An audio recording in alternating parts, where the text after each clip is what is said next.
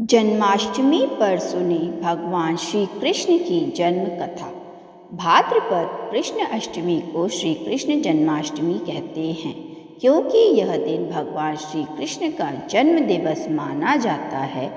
इस तिथि की घनघोर अंधेरी रात को रोहिणी नक्षत्र में मथुरा के कारागार में वसुदेव की पत्नी देवकी के गर्भ से भगवान श्री कृष्ण ने जन्म लिया था। यह तिथि उसी शुभ घड़ी की याद दिलाती है और सारे देश में बड़ी धूमधाम से मनाई जाती है। जन्माष्टमी के दिन भगवान श्री कृष्ण की जन्म संबंधी कथा भी सुनते सुनाते हैं, जो इस प्रकार है। द्वापर युग में भोजवंशी राजा उग्रसेन मथुरा में राज्य करता था। उसके आताई पुत्र कंस ने उसे गद्दी से उतार दिया और स्वयं मथुरा का राजा बन बैठा। कंस की एक बहन थी देवकी, जिसका विवाह वसुदेव नामक यदुवंशी सरदार से हुआ था।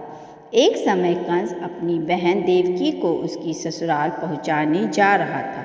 रास्ते में आकाशवाणी हुई, हे कंस, जिस देवकी को तू बड़े प्रेम से ले जा रहा है, उसी में तेरा काल बसता है। इसी के गर्भ से उत्पन्न 8वां बालक तेरा वध करेगा। यह सुनकर कंस वसुदेव को मारने के लिए उद्यत हुआ। तब देवकी ने उससे विनयपूर्वक कहा, मेरे गर्भ से जो संतान होगी उसे मैं तुम्हारे सामने ला दूंगी। बहनोई को मारने से क्या लाभ है। कंस ने देवकी की बात मान ली और मथुरा वापस चला आया। उसने वसुदेव और देवकी को कारागृह में डाल दिया। वसुदेव देवकी के एक एक करके 7 बच्चे हुए और सातों को जन्म लेते ही कंस ने मार डाला। अब 8वां बच्चा होने वाला था। कारागार में उन पर कड़े पहरे बैठा दिए गए। उसी समय नंद की पत्नी यशोदा को भी बच्चा होने वाला था। उन्होंने वासुदेव देवकी के दुखी जीवन को देख 8वें बच्चे की रक्षा का उपाय रचा।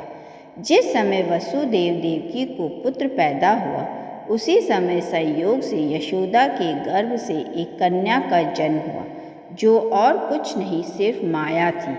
जिस कोठरी में देवकी वसुदेव कैद थे, उसमें अचानक प्रकाश हुआ और उनके सामने शंख, चक्र, गदा, पद्म धारण किए चतुर्भुज भगवान प्रकट हुए। दोनों भगवान के चरणों में गिर पड़े। तब भगवान ने उनसे कहा, अब मैं पुनः नवजात शिशु का रूप धारण कर लेता हूँ। तुम मुझे इसी समय अपने मित्र नंद जी के घर वृंदावन में भेज आओ और उनके यहाँ जो कन्या जन्मी है उसे लाकर कंस के हवाले कर दो। इस समय वातावरण अनुकूल नहीं है, फिर भी तुम चिंता ना करो, जागते हुए पहरेदार सो जाएंगे। कारागृह के फाटक अपने आप खुल जाएंगे और उफनती यथा यमुना तुमको पार जाने का मार्ग दे देगी।